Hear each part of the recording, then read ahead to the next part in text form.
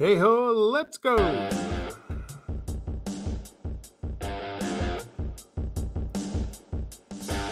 Happy Victory Tuesday. Call it in the Raider world. Everyone, hope you're well wherever you are. I am Sean Pugsley Martin. This is episode 43 of Pugsley's Fitness. We always do. We begin each and every show asking you the question, where else would you rather be than right here, right now? By way of introduction, I'm a freelance sports writer for the Albany Times-Union, avid sports enthusiast, big-time homer for my sports teams without apologies. As always, you can follow the show on Twitter at Pugsley's Pit, taking the podcast, YouTube, Apple, Spotify. Before we bring in our guest today, coming up later in the show, in the My World segment, The Lateral, my wife's family from Boston, all the extended family, might want to skip that part because, I'm going to gloat. I'm taking a victory lap on the Raider win. Doesn't make up for the Tuck rule, but I'll take it. The Bruins and the Huskers hot on the recruiting trail. But today, dealing with a little bit of a head cold, but, as one of my icons once said, Oakland Raider legend Kenny Stabler said, how much sleep do you need to play a 3-hour football game? So we're going to apply that logic to the podcast today to pull me through. Speaking of Ken Snake Stabler, tomorrow is the 48th anniversary of the iconic Sea of Hands play. Hit Clarence Davis to knock Miami out of the playoffs in 74. Ending their 2-year Super Bowl run. It was beautiful. I watched the play over and over and over. I can't get enough of that. And this Saturday would have been Snake's 77th birthday, and unfortunately he passed away in 2015. And before we get to our guest, real quick background on me. I moved to the Bay Area in October of 1972. My first intro to the Raiders was, I recall my father having a small Raider logo on the back window of our car. I think it was a Mustang. My brother would probably know. But I remember seeing that, and I thought it was cool. Unfortunately, my first football memory for the Raiders was the what I call the immaculate incompletion. That horrific call in Pittsburgh, which is 50 years ago this Saturday. If you can't tell, I'm not over it yet. Probably never will be. But growing up a Raider fan, and for those that, I'm a big sports fan, but for those who don't know, my father passed away in 1974, about 6 weeks prior to my 9th birthday. And one of the reasons I think I became such a big sports fan was to help fill that void. Like many others, I'm sure that I grew up in the Bay Area. I can actually throw a spiral left-handed, better left-handed than right. And that comes from being such a fan of Snake Stabler. So with that, let's welcome our guest today, Alexa Stabler-Adams, Ken Stabler's daughter, and longtime Snake friend Dan Jenkins. Welcome. Hope all is well, and happy holidays to both of you. Happy holidays. Thank you. All right.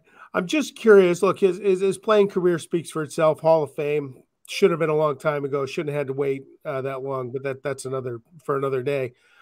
I'm just curious though, what was his personality off the field compared to the persona that Raider fans and football fans saw on the field? The swashbuckling player, didn't worry too much about details. It was all about results and what great results he had on the field. But what was he like off the field? I was lucky to have the best dad in the world. As corny as it may sound, he was a Hall of Fame quarterback and a Hall of Fame football player, but he was really a Hall of Fame dad. I think Dan could probably speak to that as well. He was around us a lot as small children. But one thing that I really am grateful for my dad is resilience. I think that's just kind of in my DNA, is to not let the small stuff get to me. And I credit my dad entirely for that. He was the best girl dad in the world before it was really cool to even be a girl. That phrase was even, in the vernacular. And I miss him every day. Yeah, Kenny, his daughters were the world to him. I mean, he just loved them so much, and so proud of them. He spent so much time, talking about them. They're involved in this or that, and going to be taking them to go see Cats or whatever play or whatever. It was always something. His family meant so much to him, and he was so proud of him. He seemed to me as a football fan to not worry about the minor details. You go out and throw a couple interceptions.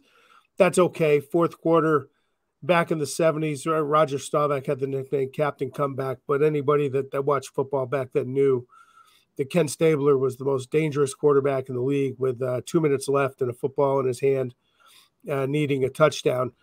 The one thing I thought about in preparing for the show, was it the perfect storm that he ended up in Oakland with the philosophy of Al Davis and John Madden, who was famous for not having a lot of rules.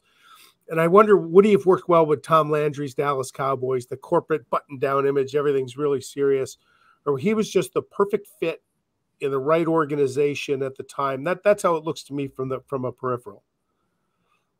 He would never get rattled. He was just always cool, never let anything get to him. He would just was perfect. Under pressure was third and long. He'd always say, every day we get up, it's third and long, but we never get rattled in that situation. And he's very calm. And I think he has always had that, was very confident. And I think that his players, fellow players felt that, they believed in him and his ability to win. So he just had that winning attitude.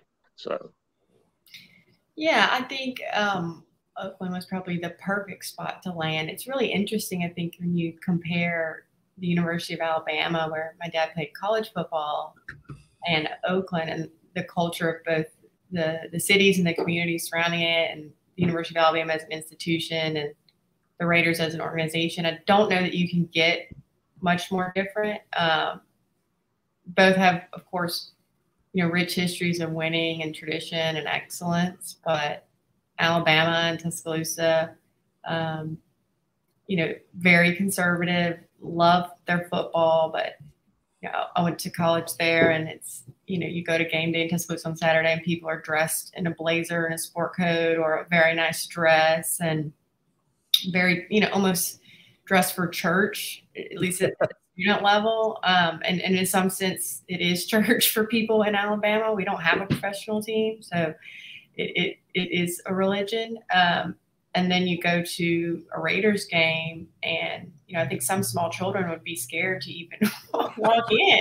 I mean, the people are the same in the sense of warmth and love and passion for their team and the players, but the outside appearances, I don't think could be more different. So I will be forever grateful to Oakland and the Raiders organization in general, because I was not alive then, but certainly it shaped my dad into who he was, and he was a wonderful person. I grew up about 10 miles south, ride the Nimitz Freeway and drive by the Coliseum on my right. I can still see that vision. But going back to that philosophy, a lot of the Raider, I wrote it in my book. I wrote a book. I'll plug at the end of the show, Alexa, to my boys. I'm 57. I have 6-year-old twin boys. And I wrote them a book, Dear Liam and Noah, Letters from Daddy. And one of the things I talked about was growing up a sports fan of the Raiders. And what I loved about it was I don't sweat the small stuff on details. I'm a business owner. I've been a corporate CFO. And people that work for me, I would tell them, you do the job the way you think you can get your best results. I don't care about the details. I care about the results. If you're quick, if you're on time and you're efficient, it doesn't matter. And I think I take that from that Al Davis Raider group. And, I tell my boys all the time, I tell them in the book, don't judge a book by its cover when it's talking about dealing with other people and kids. I tell them now we go to a playground, they have a thing called a buddy bench in our playground. And that basically the kids are told, if you want someone to play with, go sit on the bench, and kids should know to go invite them. that Raider group, that was an island of misfit toys. It's Christmas time. We can do a Rudolph thing with John Matuzak, Otis Sister, just a lot of characters and personalities. Was he like that off the field? That I think you alluded to that a few minutes ago, Dan. Just doesn't matter how you get it done. Just get the job done. Yeah, pretty much.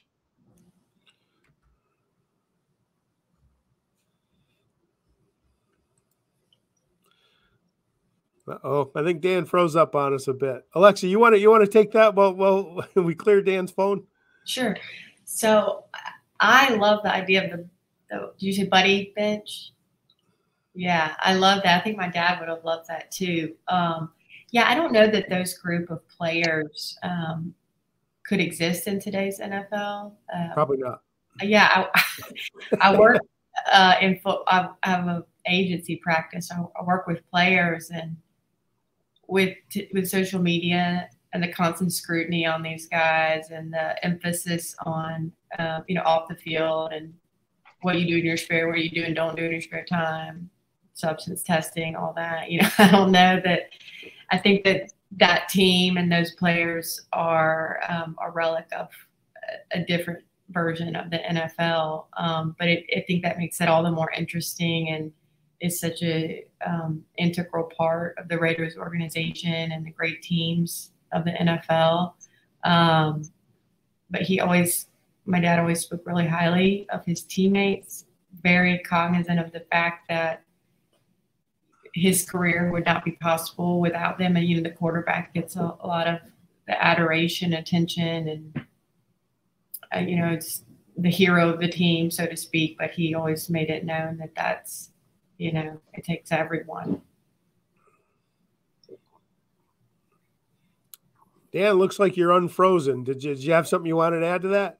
Well, yeah,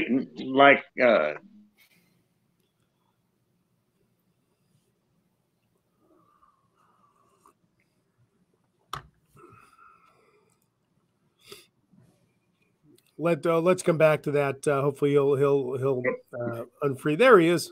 There we go again.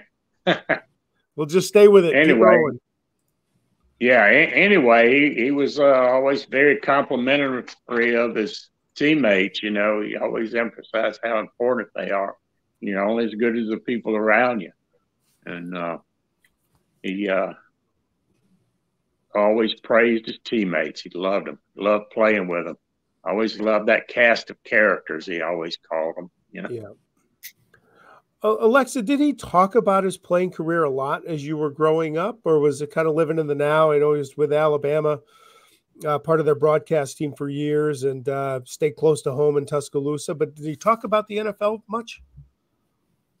No, he didn't, at least not to me. And I think that really is indicative of the kind of dad he was. He, maybe especially having daughters, wasn't someone to say, come sit over here and make us watch film or highlights or, this is how cool I was. But now with him being gone and being an adult and having a better understanding of his career and what he did accomplish, makes me respect him all the more, because it would have been very easy, I think, to, boast and brag and say, do you know who your dad is? And that's just not the person that he was. He was very, intentional about coming back to Alabama when this was all said and done.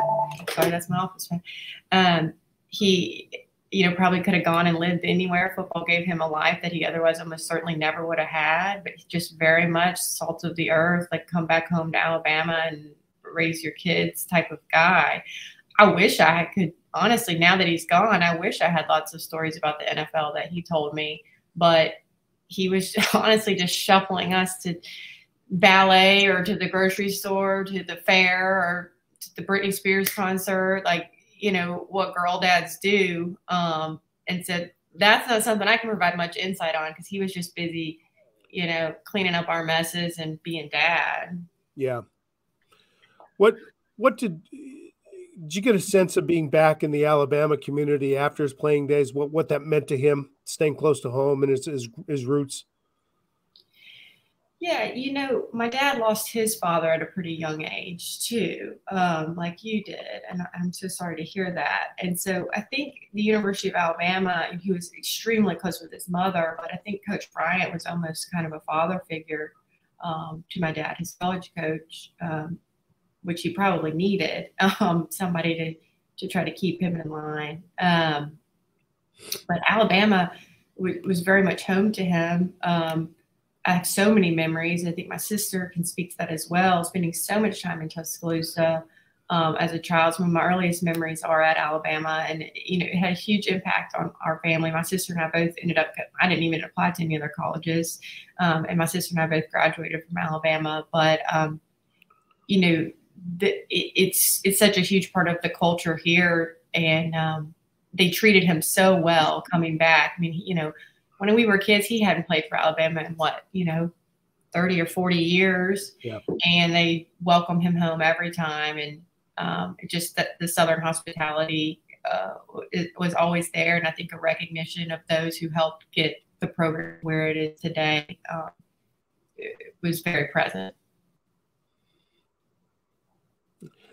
Dan, a question for both of you. Dan, you go first. What would you like people to know about Ken Stabler, the person, that they may not know, that they may just not have picked up over time? Well, I don't know. He was such a loyal fan, a friend. He cared a lot about his fans. He spent so much time talking to them about football and all, a lot more than what he talked to me. I mean, we never talked about the games or anything, but when the fans would come up, he would spend so much time with them. He loved those fans, and he'd spend that time signing those autographs and taking pictures and just making them feel welcome. He appreciated them. So, and again, too, how much he loved his family. His daughters meant so much to him, and I really miss him. He's such a good guy, a good friend.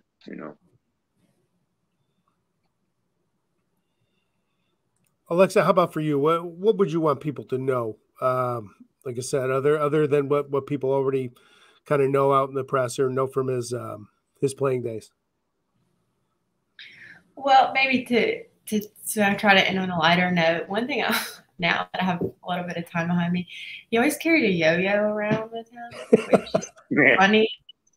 It's just such a funny thing to me now. Like, he always had a briefcase with a yo-yo in it. And it's just so reflective of who he was, just, a fun-loving person who didn't take anything too seriously. It wasn't like he he never taught me how to use a yo-yo. It wasn't like he was trying to teach his kids or anything. It just, something fun for him to do.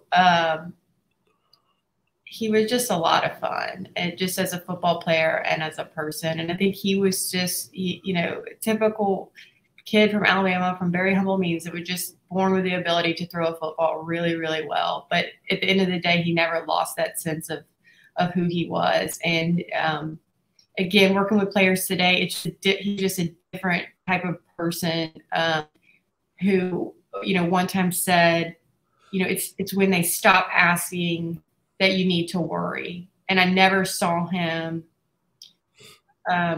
decline an autograph request or decline time to speak with someone, whether that was in the store or at a football game or in the airport or wherever. And he wasn't conscious about saying that to my sister and me, but just observing the time that he gave people and how he treated people, regardless of who they were, how, quote, important or unimportant they were. Everyone was treated equally. And I think in a sense, he was ahead of his time in that regard. I mean, he was a white guy from rural Alabama, born in the 40s. And growing up, we always saw him treat everyone, regardless of what they looked like or where they were from or what their role in his life was, with complete respect. And that is something that I am really, really grateful for. back in '75, the Raiders played the AFC title game in Pittsburgh. I went to the Oakland airport for a send-off for the team. And the two players I remember shaking hands with was Ken Stabler and George Atkinson, who was awesome working his way through the crowd. And I think back at that and just how things are different. I don't know if cities do that anymore, or you think there'd be a lot of privacy with it, but that was just, I think, part of the culture in the community. But what you guys have both said, it doesn't sound like he did embrace kind of the limelight, that who he was, and he was a popular figure. And was he giving of his time with fans? That I think Dan said with the autographs or maybe some photos. Was he giving up his time with? Yeah, how did he handle that? He's a pretty popular figure around Alabama, and I know growing up in California for sure. Yeah, I mean, he like I say, he loved his fans. He spent so much time with them, and like Alexa was saying, he treat everybody the same, whether you're the president of the United States or the janitor in this hotel. I mean, he was that kind of a guy, and he just loved his fans. And one thing I would like to add, his sense of humor was so fun. Every year, Christmas time, we would give each other the same present. Not to get off on a different tangent, but it's so funny. It's Greg Larson that had the Far Side calendar. Every year we would give each other one of those. We'd wrap it up and act like we didn't know what was in that present, But it's a Far Side calendar, and he just had such a great sense of humor too. I just wanted to put that in there, how he loved to laugh and all the fun things, we did. But anyway, back to what you were saying, he loved the fans, and he would spend so much time with them. Loved talking football with them.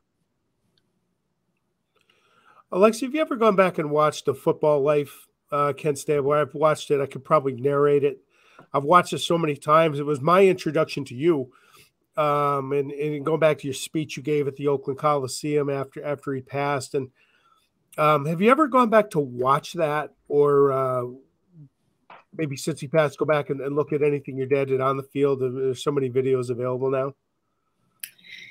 I haven't. I have the NFL film sent me some DVDs of it. I know sometimes they replay it, and it's still, he's been gone 7 years. It's still too hard for me to watch videos of him. I know I could easily go on YouTube and watch interviews and clips, and I don't. I'm not there yet.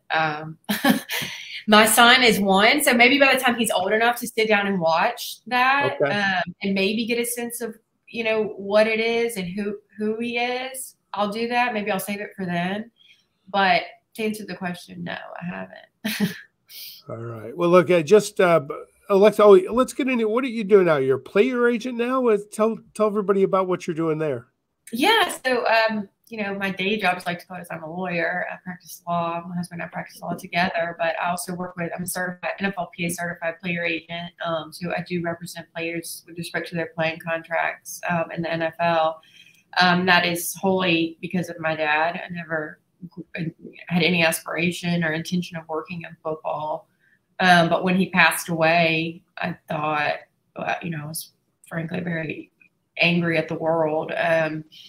But I thought this was, already being an attorney and having grown up as my dad's daughter, I thought it was kind of a marriage in the sense of my personal life, my professional life to help players. I saw my dad make this series of decisions in his personal life that I think could have been, that could have had a different outcome. And he had listened to some people or had a set of people around him who maybe would encourage him to go in a different direction. And the NFL and the NFLPA has put in, some safeguards now to protect the players. But I just thought I had this lifetime of observations from him that I could put to some use and help today's players.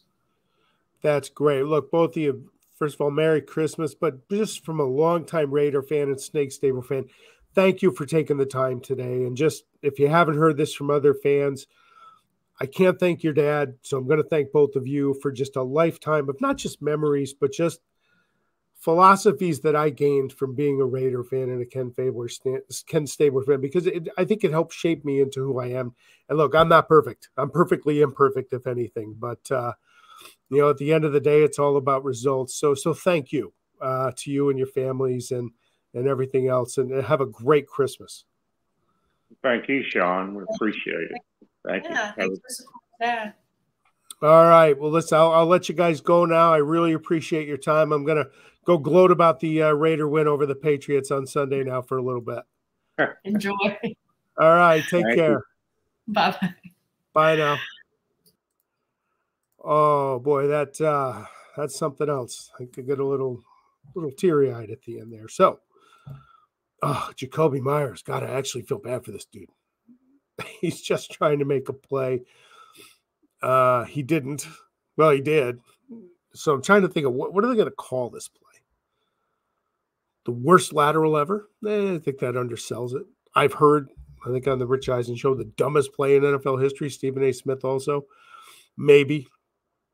Again, I loved it. It doesn't make up for the tuck rule, but I loved it. So the Raiders now, we're 6-8. Playoffs are, to me, a pipe dream. We finish with at Pittsburgh, San Fran at home. That's going to be tough. The Chiefs at home. I don't know. The Chiefs may have nothing to play for. I don't know if 9-8 is going to get us there. I'm going to always lament the fact that our lack of coaching cost us probably 4 games this year, minimum. But you know what? We're living in the now.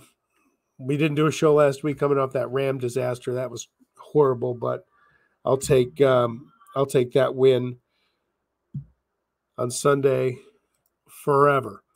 Bruins 17-0-2 at home. We just can't get enough. Keep it going. Let's just hope. We work those minutes.